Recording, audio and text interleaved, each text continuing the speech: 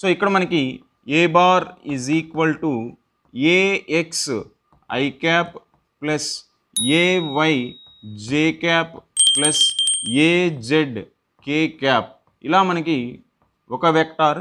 అట్లాగే B bar is equal to B X I cap plus B Y J cap plus B Z K cap ఇట్లా 2 vectors మనకి ఇచ్చినప్పుడు ఆ 2 వెక్టార్స్కి సంబంధించి డాట్ ప్రోడక్ట్ని ఎలా క్యాలిక్యులేట్ చేయాలి అంటే స్కేలార్ ప్రోడక్ట్ ఎలా క్యాలిక్యులేట్ చేయాలి అంటే సో మ్యాథమెటికల్గా మనకు వాల్యూస్ వస్తున్నప్పుడు జనరల్ ఫామ్ ఒకసారి చూసి ఒక ఎగ్జాంపుల్ కూడా మనం చూద్దాం.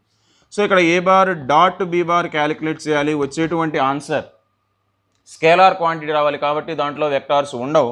సో అప్పుడు మనం ఏం చేయాలంటే దానికోసం డాట్ ప్రోడక్ట్ తీసుకునేటప్పుడు ఓన్లీ సిమిలర్ వెక్టార్స్కి సంబంధించి మాత్రమే అంటే సేమ్ యూనిట్ వెక్టార్స్కి సంబంధించి మాత్రమే వాటి కోఎఫిషియెంట్స్ని మల్టిప్లై చేసి యాడ్ చేస్తే మనకి డాట్ ప్రోడక్ట్కి సంబంధించి ఫైనల్ ఆన్సర్ అనేది వచ్చేస్తుంది. సో అది చూస్తే ఇక్కడ ఐ 2 యూనిట్ వెక్టార్స్ కాబట్టి same vectors A X B X plus A Y B Y plus A Z B Z ఇలా మనకి కోఎఫిషియెంట్స్ ఆఫ్ యూనిట్ వెక్టార్స్ని మల్టిప్లై చేసుకుంటే మనకి డాట్ ప్రోడక్ట్ వాల్యూ వచ్చేస్తుంది.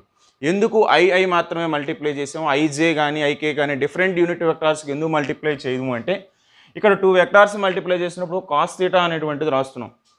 కాస్ థీటా ఎక్స్ప్రెషన్లో మనకి ఏంటి అంటే యూనిట్ వెక్టార్స్ అనేవి along X Y Z axis కాబట్టి సో ఒకదానికోటి mutually they are perpendicular. So mutually perpendicular అన్నప్పుడు ఐజే వెక్టార్స్ 2 డిఫరెంట్ వెక్టార్స్ మనం మల్టిప్లై చేసినప్పుడు అక్కడ యాంగిల్ 90.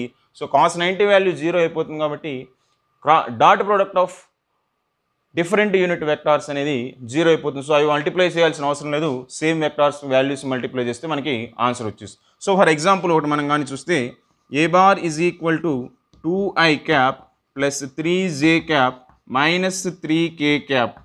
అట్లాగే B bar is equal to I cap minus 2j cap plus 3j cap value ఇచ్చినట్లయితే A bar dot B bar value calculation ఎలా తీసుకుంటాం.